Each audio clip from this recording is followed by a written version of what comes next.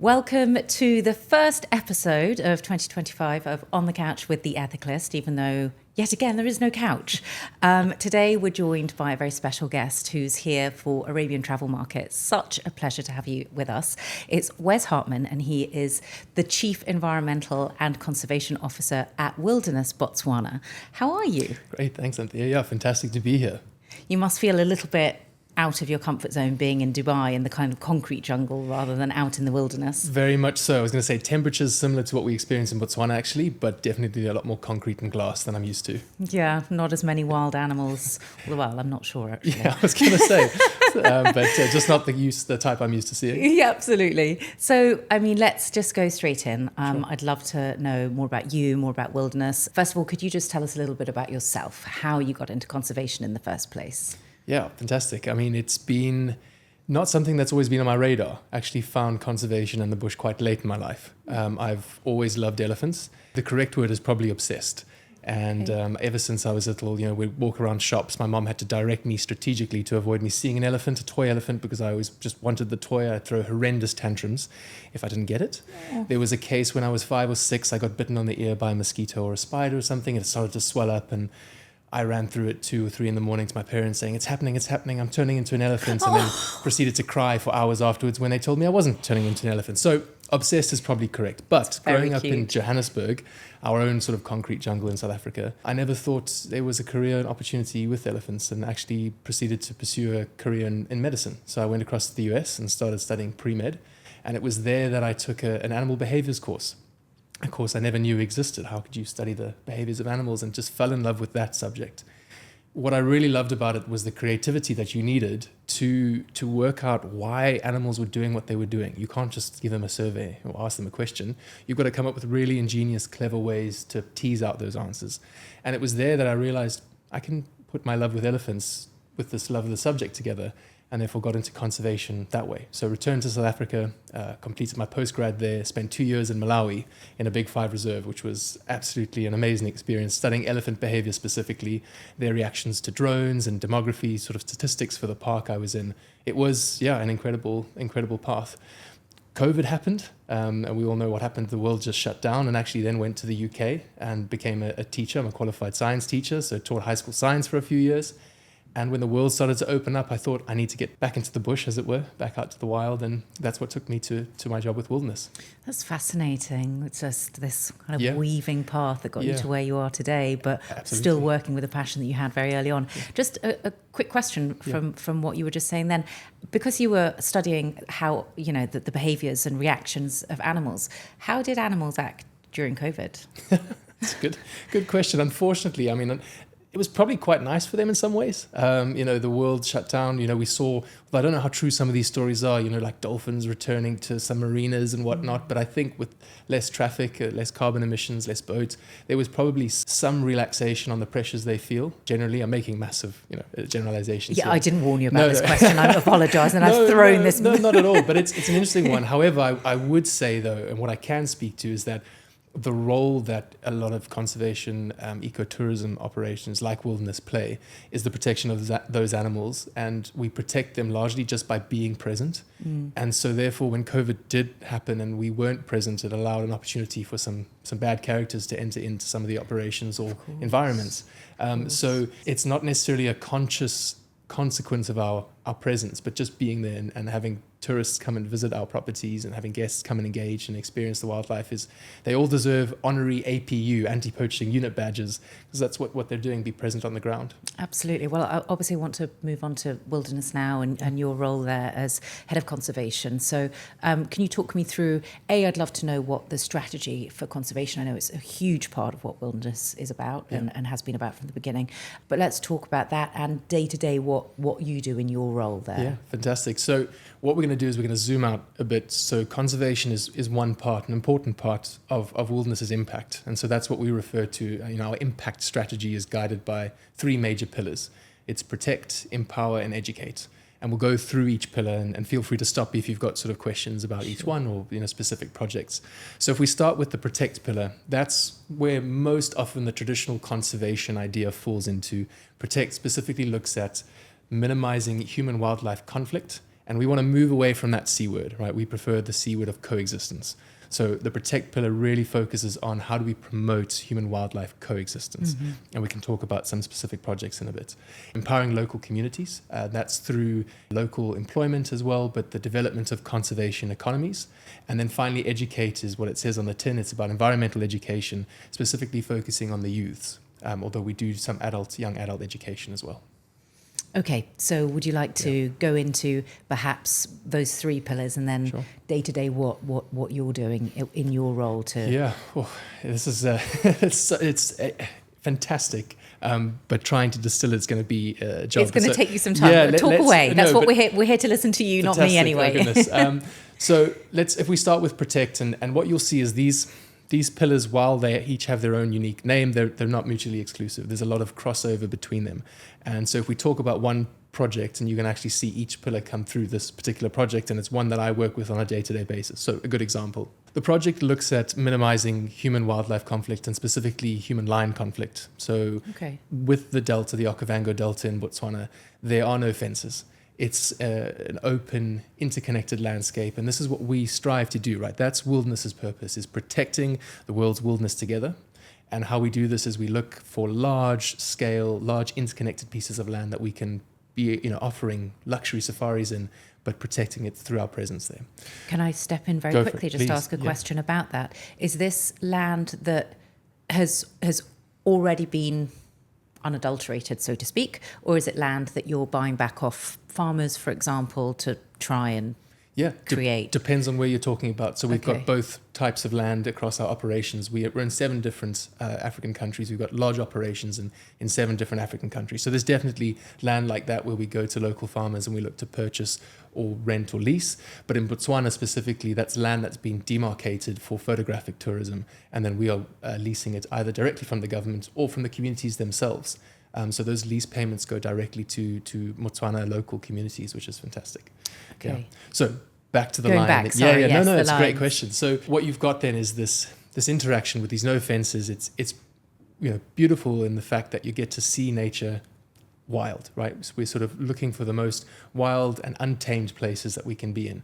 But the consequence with that is the interactions then with people and their livelihoods. And so what you have are lions in the delta crossing over and interacting then with communities and their livestock.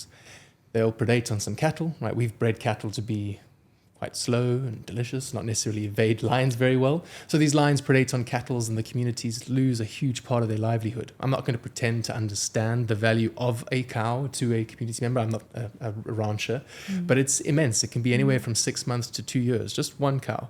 So imagine 2 years of your annual salary gone like that. And in an instance, probably 3 to 6 cows are lost. So if we go, it can almost be 12 years of your working life just gone in a single night. So the response of the communities then is to try and minimize the lions. Now, it's very difficult to get ammunition and guns. They can't do that. So it's local hardware stores for rat poison. They lace carcasses with poison in the hopes that the lions, the offenders, will come in and eat the carcass. And often they do. And often it's not just your lions. Your wild dogs, your vultures, your hyenas, anything that will predate on that carcass then dies. So it's a huge loss of biodiversity, but also a huge economic loss for the communities. They are losing their livelihoods. So an NGO called Claws stepped in about 2013, 2014, and they looked at the situation. They thought, right, how do we stop this? We can't let this carry on. So they did it by 2 ways. One, they looking at lion demographics and movements. They said, we need to understand the lion population better. So they collared a few problem lions, sort of charismatic conflict lions. The hungry ones. The really hungry ones who had developed a taste for cows. And this allowed them to understand their movements, where they were going to, who was really causing troubles. And what they did is they geo-fenced the villages. So this area we're operating in is called the OCT, Okavanga Community Trust.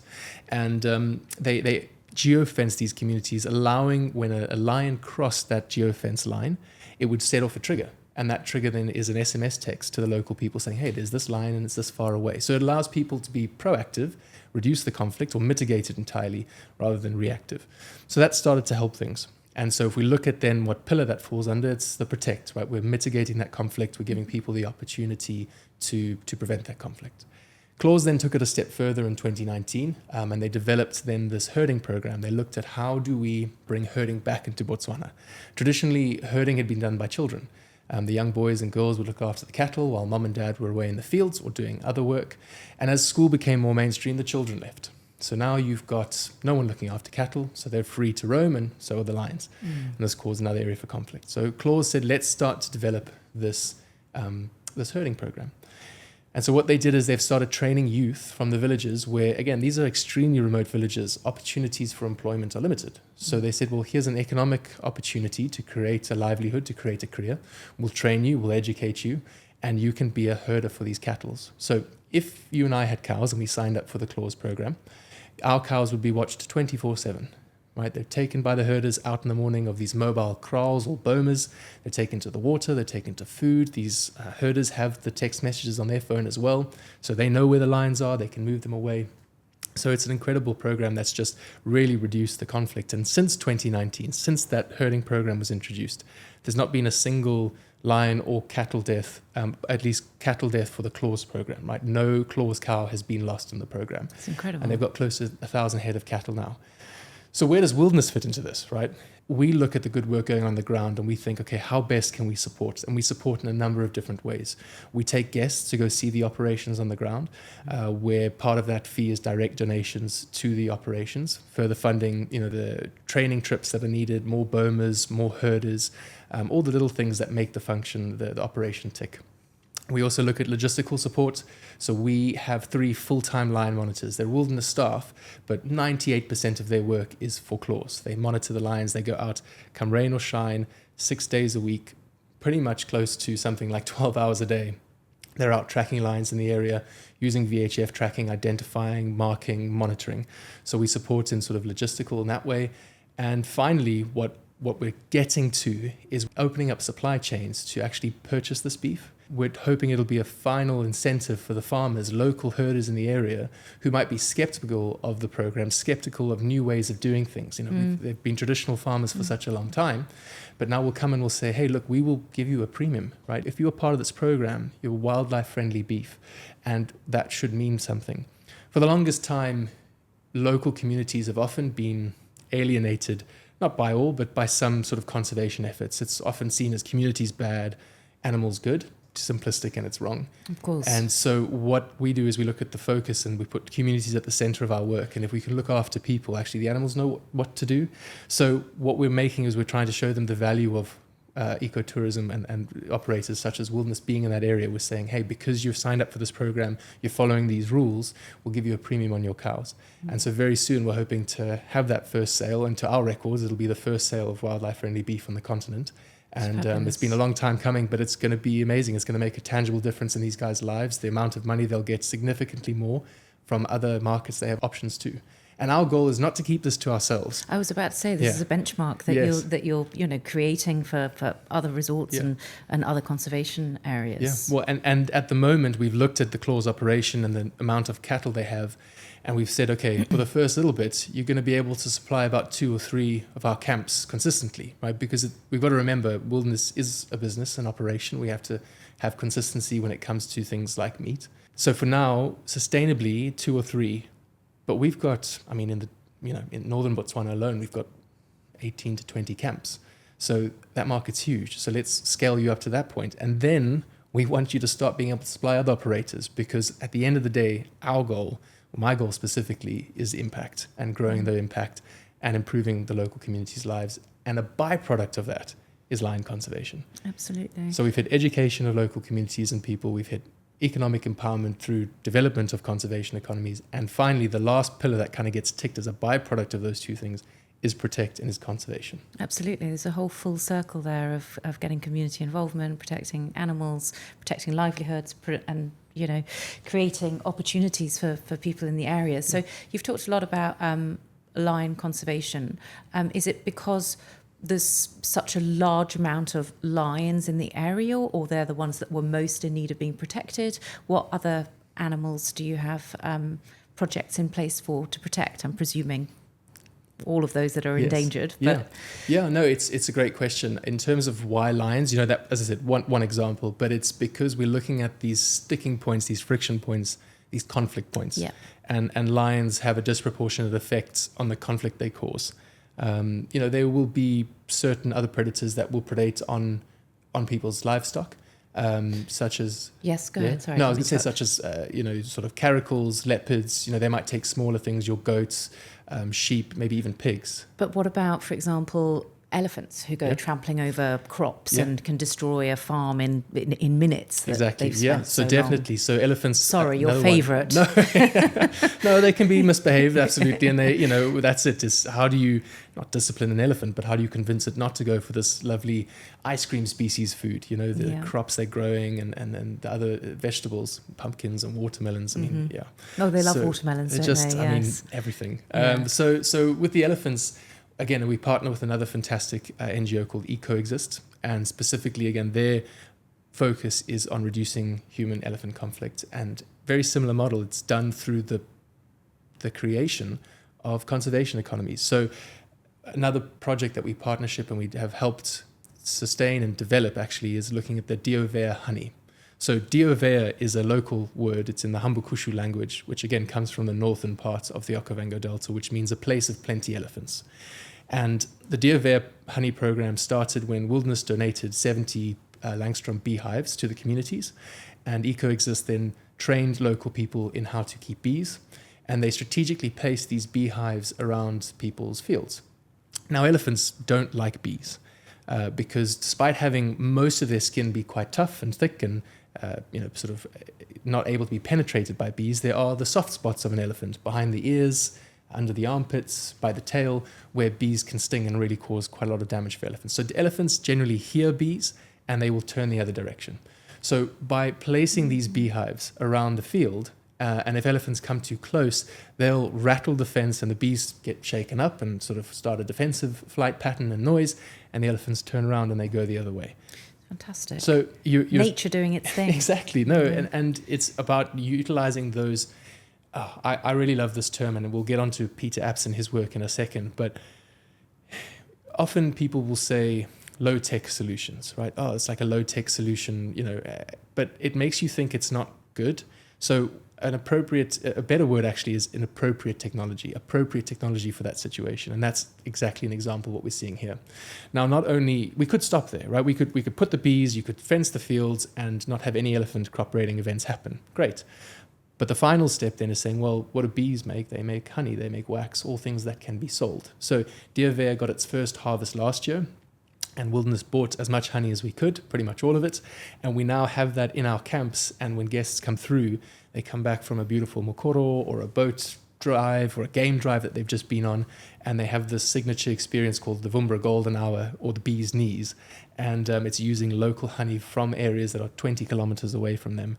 And again, it's that conservation economy that we've developed as a byproduct of protecting fields. It's fabulous. And it leads me straight on to the question that I wanted to ask next, which was, as guests to Wilderness in Botswana, how are you immersed in these conservation efforts? You've just given me one perfect example. But yes, talk us through some other ways for if one of our readers is, planning a trip there, what can they expect in terms of what they'll see and what they'll give back? Yeah, I mean, this is, again, what makes Wilderness quite unique is our model. It's a luxury, high-end, exclusive hospitality company. That's only 50% of what we do, and the other 50% then is looking at conservation. And the one cannot function without the other. We cannot have these experiences we offer guests without the areas, and we cannot conserve these areas without guests coming through to see them. And it's an incredibly successful model. And I mean, if you don't believe me, well, we started in one country and we now operate in 7 and are looking to expand into further countries. So clearly it works. And it's a model that we've really pioneered. And that's what we like to call ourselves, pioneers of purpose. But back to your question on what the guests can experience, what they can expect, it's never forced down your throat.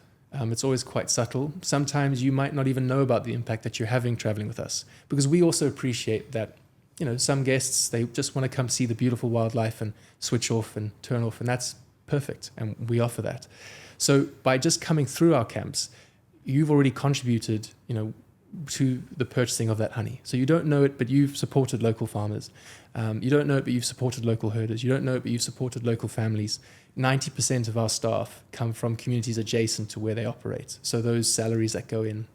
So there's a huge subtle part that you might just be totally unaware of. And if you don't want to know, you don't have to know. However, if you are interested in knowing, and I imagine much of your audience is, then there is so much that you can get involved in and learn about. Largely, we have the Wilderness Trust, which acts as our fundraising arm. So if a guest was to come through one of our countries and find a project, potentially one of our children in the wilderness projects. So we've got this whole Educate branch called Children in the Wilderness that specifically focuses on environmental education of the youth. So it's a 3-year curriculum developed by Wilderness that we go out into rural communities and we educate the schools. We train teachers, young teachers, and we provide stipends. And it's an enormous program. We could do a whole podcast on that itself. But let's say a guest came through and they heard about this because we've got some CITW, Children in the Wilderness champions.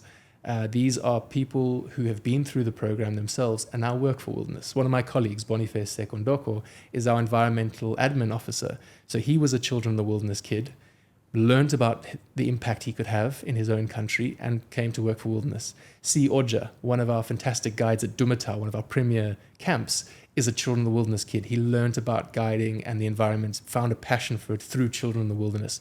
So you will come into contact with people who it's directly affected. So a guest might hear about a program and they say, well, how can I do more? How can I be involved? The Wilderness Trust is a fantastic way to do that. You can go online, you can donate money, and then you can support local projects like that or wilderness projects. And an example of that, we've had a guest come through Mambo, our flagship camp in Botswana, and it was pre-COVID, so 2019, and she fell in love with the baobabs that are there. So baobabs, these massive, enormous trees, incredibly slow growing, iconic of the African landscape, and they were taking a pretty bad hammering from the elephants. So there are lots and lots of elephants in Botswana. In fact, a quarter of Africa's elephant population lives in Botswana and in the north. It's a safe haven thanks to the great conservation strategies employed by the Botswanan government. Elephants have been able to find safe haven there, which is great for the elephants, but they are a keystone species, and the ecological meaning of that is they have a disproportionate effect on the environment they inhabit. So there are negative consequences to having that many elephants around for so long, and one of them, an unforeseen consequence, was the impact on many tree species, and baobabs being one of them. So they will strip the bark. Baobabs are incredibly nutritious and have a lot of high water content, and they're actually hollow. So if you see these enormous trees, they're hollow in the center, so it doesn't take much to sort of penetrate through, and then the weight of the baobab causes it to collapse on itself. So you've lost, potentially a 500 to 1,000-year-old tree in the space of a few months. And the recruitment of those trees, another biological term, recruiting is going from young to old, doesn't happen. Again, those saplings come through and that's like candy to these elephants, and they just get snapped up really quickly. So this guest came through and she was driving around Mambo and she said, well, what can we do? And so in tandem with her, we developed this whole program, which has now protected 27 adult baobabs in Mambo. We've planted to date 10 saplings across the reserve. In Mambo itself, we've got 6 saplings in Dumatau, we've got 4 in Vumbra, and this is now something that guests are actually being offered as an experience, to come through and to plant a tree and to contribute to this program just with their time and going out. And it's something, really connecting, which is lovely. You get to sort of step off the safari vehicle, which is always exciting. Obviously, only with the express permission of your guide, please. Thank you. Otherwise, legal will be on me. Put that in. Yeah, exactly. Big disclaimer Waiver flashing across the screen. And you get to plant something in the ground and leave a legacy that, we will not see. Baobab's incredibly slow growing, so you could come back. I was about to say, how long do they take to grow? Hundreds of years. They grow up quite quickly. In terms of vertically, but then the expansion takes many, many decades. So it's one of those ones where I believe is so important because it shifts our time scale. We know as people we're really bad at thinking long term, right? I mean, look at the policies we make in climate change, and there's much more of a shift now, right? People are starting to get it a bit more. But if we can start to look at projects that go beyond our lifespan, even beyond our kids and maybe even grandkids, this is a project that will have a true legacy. So we're starting with all our properties to look at reforesting, and so that came from a guest. That was someone who came through, had this experience with nature, and said we need to do something, and we said cool, let's do it, and we came up with something together.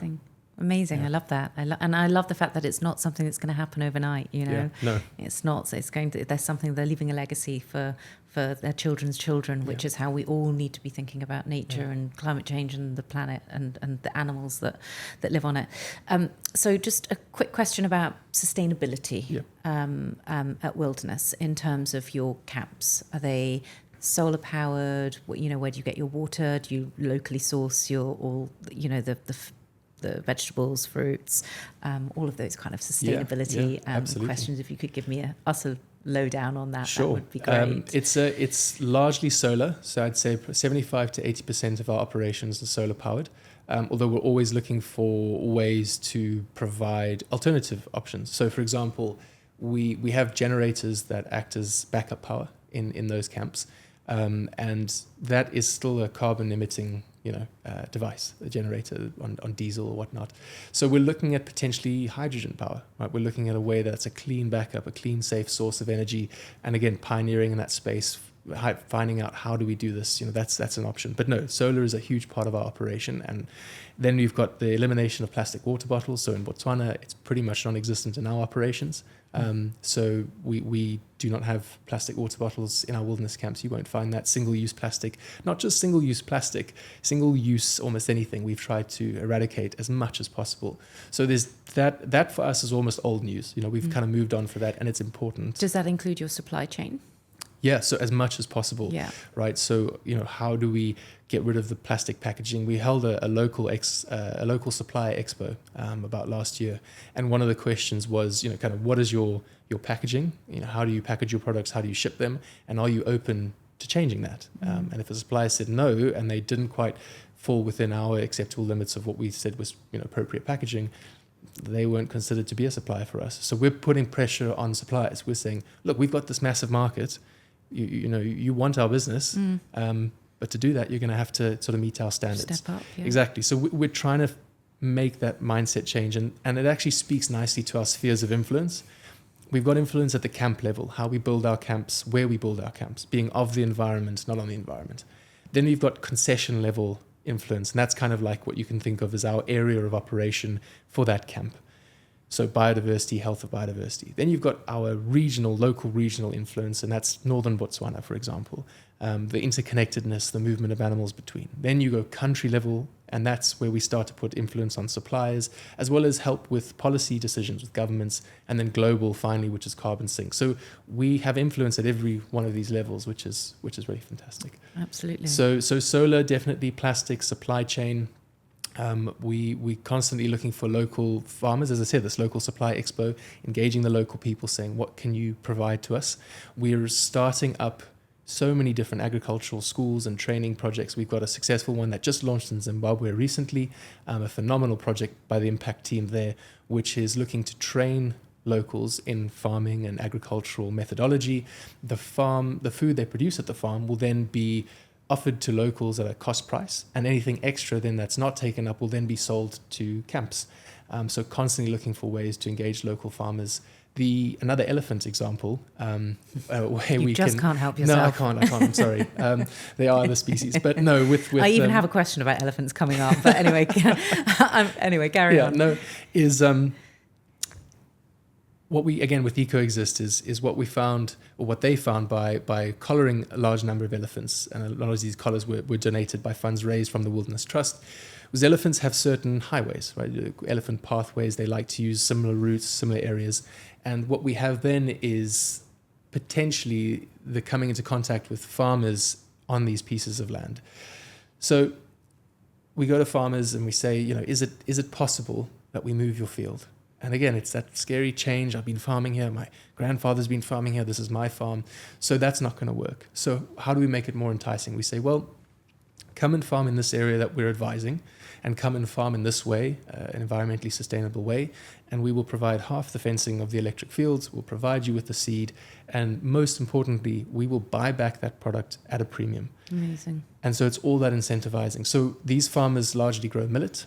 So what happens then is this millet is sold at a premium to a co-op. That co-op then sells it to a local brewery, which was started up in Maun, the Okavanga craft brewery, and then Wilderness and other safari operators will buy that beer at a premium and store it in the camps. Fantastic. So again, using that conservation economy to provide and show local people there is a benefit to wildlife. For the longest time, locals have had to live with the negative consequences and not benefit much for them. When in fact it's so easy for them to be able to benefit from them with the help of the kind of yourself and other organisations that you're working alongside. And this was the question that I wanted to ask you, was actually about the elephant highways, or the elephant, these elephant have their routes. Corridors, the corridors. Thank you, that's the right word. Could you just tell us a little bit more about that and the threats that are facing elephants? I know obviously you've mentioned with farmers, but are there still problems in the area with let's say with habitat loss, with poaching?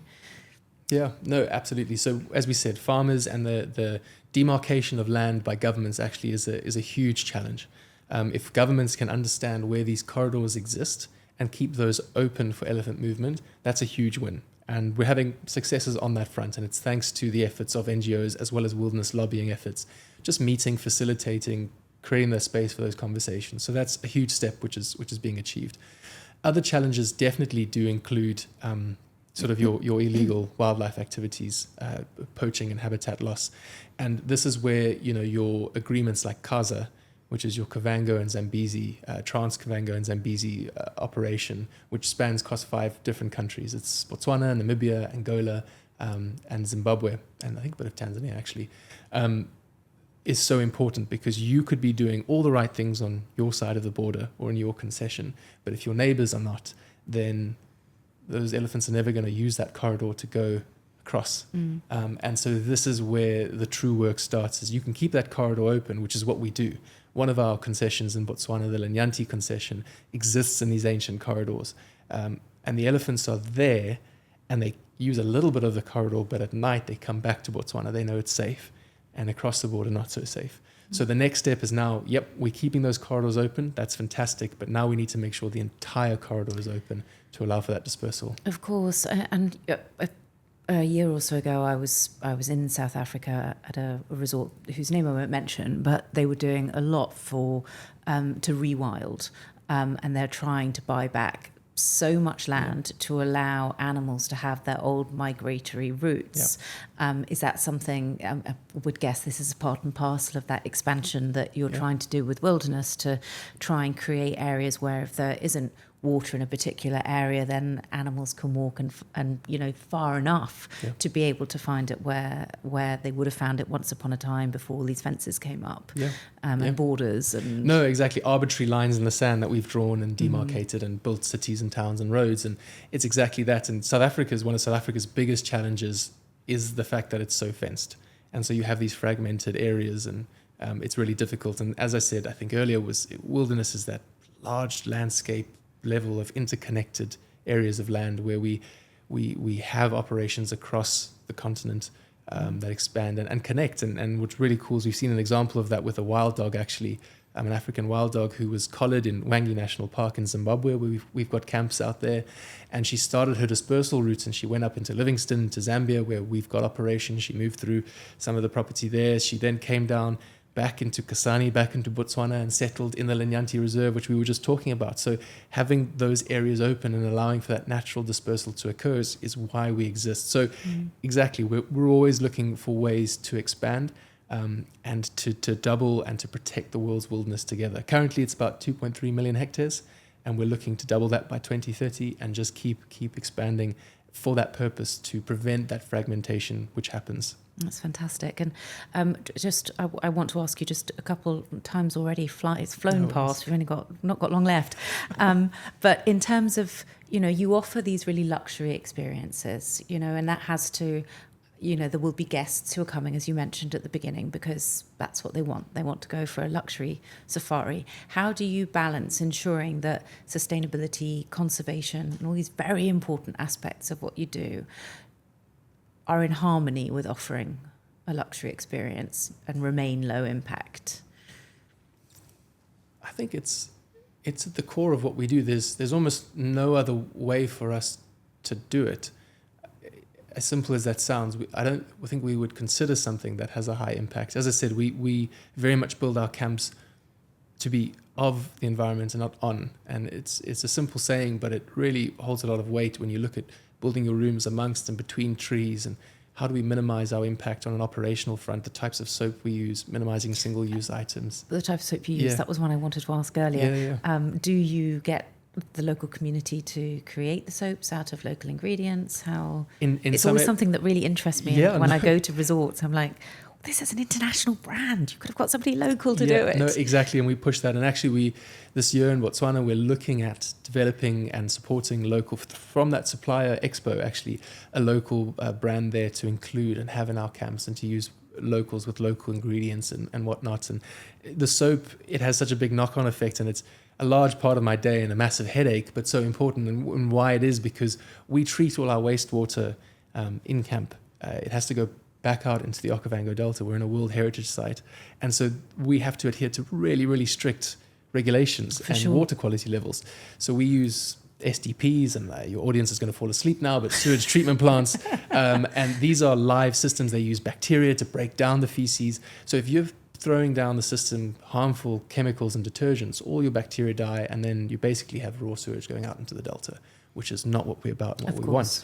So using the right type of soap and having the impact. And as I mentioned, a guest will go through and not even maybe think about that aspect of it, but it's fundamental to what we do. So we have found a way and pioneered the way, and it's not been without making a few mistakes and learning hard lessons, but we've found that balance of offering high-end luxury, incredibly exclusive, intimate experiences with nature whilst being so sustainable and supporting of local communities and environments. That's fantastic. And I mean, the area in itself in the Okavanga Delta, I was reading a little bit about it to learn more, and there are threats to it from miles further and upstream. Yeah. Absolutely, thank you. Further upstream is exactly the words I was looking for. What are the challenges that you're facing in the area, and is there anything that you're doing to try and protect? Yeah, and it's one of those ones now where, again, we need to disregard these funny lines that were drawn at some point in time, and this is that country and this is that country, because where the Delta gets its water from and where the Nyanti gets its water from, in fact, where northern Botswana gets its water from, is Angola. The Angolan highlands the mountains. Yes, exactly. Yeah. Incredible landscape. The source lakes are there. The rain falls, and it's a journey that takes months for that rain then to travel through the tributaries and then eventually end up in the Okavanga Delta or the Nyanti. Along the way, it passes obviously through Angola and past communities who also are water stricken. And you have to have some sympathy for the Angolans. Of course. The water falls in their country. The water passes through their country, and yet they're told they can't use it because it needs to go elsewhere. So this is an area that is currently being looked at, and how do we protect those tributaries, those rivers? How do we protect the source lakes? But again, not at the cost of the local people. So how do we protect it whilst benefiting local communities? And for me, the answer is ecotourism. You can get ecotourism operators into Angola. You can make incredible experiences with it. So communities are now employed, empowered, hired locally, and that whole value chain starts up. It's very simplistic. I make it sound very easy. I'm under no illusion that there are huge challenges to it, especially with the recent. There was a civil war in Angola not too long ago. So there's incredibly deep scars and unstable sort of maybe populations and communities, and that needs to be addressed first. And once that's sorted, then, but I believe tourism and ecotourism operators can be a part of that. So there's definitely organizations like the Wild Bird Trust and National Geographic who are working incredibly hard to go into these areas, survey them, and start to show and communicate with the government about the benefits and why we need to protect it, and why we can't dam the Kabango River or the Quito or the Kwando, and the downstream effects of that. Fabulous. Absolutely. I mean, these problems, like you say, you can put them into a simple sentence, but it involves communities and governments and countries and borders and so many different aspects. And if it was easy to solve, it would have been solved. But at least everybody's trying. A lot of people are trying to get there. Last question is about you. I know. I just want to know what one of your most memorable conservation moments is. I'm sure it's going to involve an elephant. I wish you'd said you put money on it, because it doesn't involve an elephant, actually. No, it was during my master's. I was fortunate enough to be studying in Malawi, southern Malawi, out in a small reserve there called Majeti Wildlife Reserve.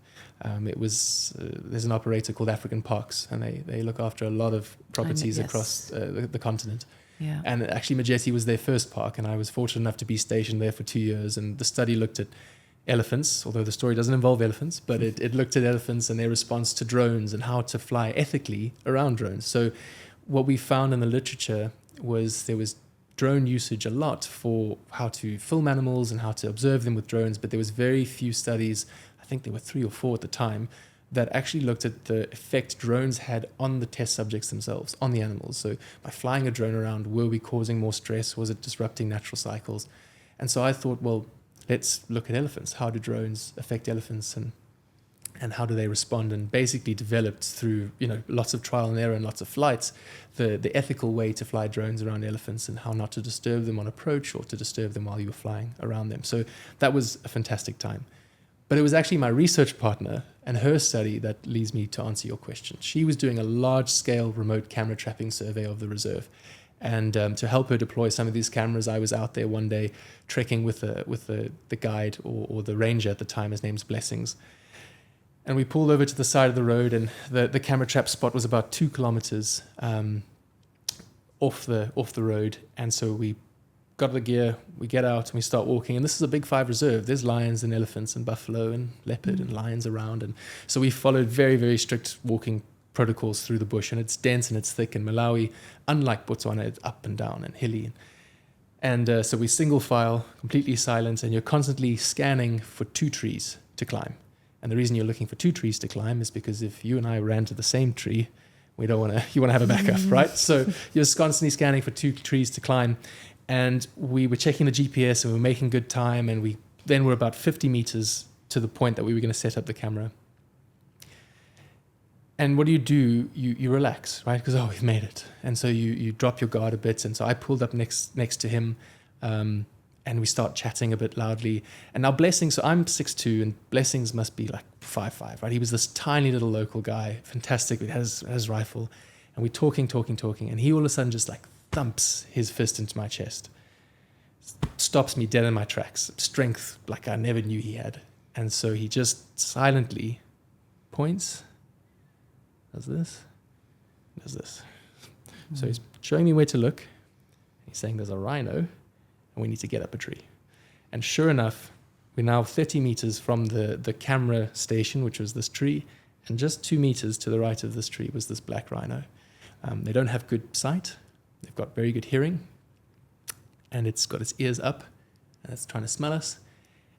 And so he literally then counts down silently with his fingers. 3, 2, 1.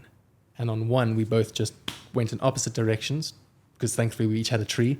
And as we moved, this black rhino came stampeding towards the center of us and where we were. We found our ways up a tree, and now it's snorting at the bottom, snorting, trying to use its horn. And it had a huge horn, and I actually wasn't high enough on the first go, and thankfully it went to Blessings' tree first, allowed me to get up a bit further.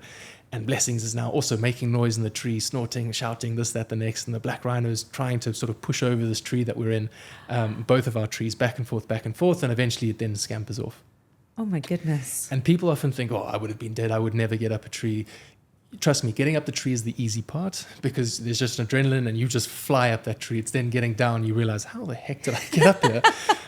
But we then waited, and I looked at him, and he waited. He could see, and he waited. And probably about an hour in our respective trees, just sort of hanging out.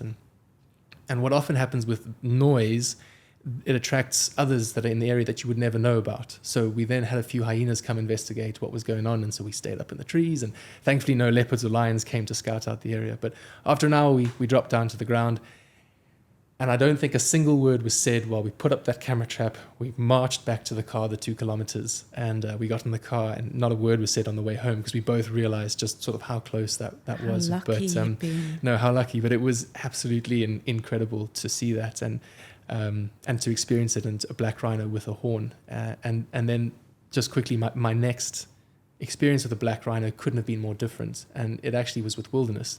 We partner with Save the Rhino Trust out in Namibia, and we have a camp there, Desert Rhino, Wilderness Desert Rhino Camp, and we offer guests the ability to go out and see black rhino and actually track them on foot. And so you get out of the vehicle again and you walk alongside or towards these black rhino. And to be honest, when I was offered the opportunity, I said yes immediately, but then thought, oh my goodness, my last experience was climbing up a tree. And I don't know, you'd be familiar with deserts out here. There's not many trees to climb. So you get out and you see, and these black rhino are just so incredible. But thanks to the work of Wilderness and Save the Rhino Trust, they've been habituated in a way where they tolerate humans' presence and looking at them, but very strict guidelines around how close and for how long is followed.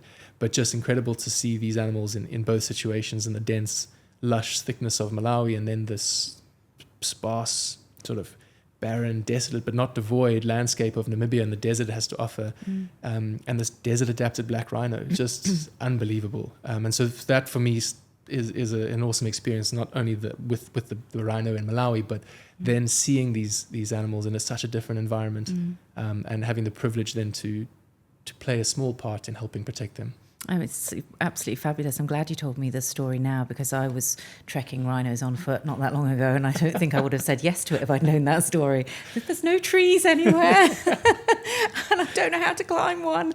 But it is an incredible experience to go trekking any wild animal on foot.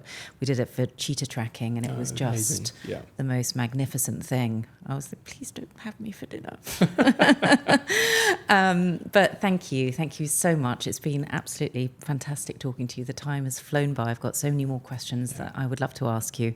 I'm really looking forward to coming to Botswana and seeing soon. wilderness firsthand and Can't wait to have learning. you. Absolutely, I'm really looking forward to it and seeing what you do. And I really admire already all the work that you're doing. So keep it up, and thank you for taking the time to come and talk to the Ethicalist. No, thank you for having us. And it's just an amazing opportunity, and we can't wait to have you, and you can see it all in practice. Thank you. Thanks. And then I shall pop all the pretty pictures into the Ethicalist next edition of the Ethicalist magazine. Fantastic. Take care. Bye-bye. Bye. Bye.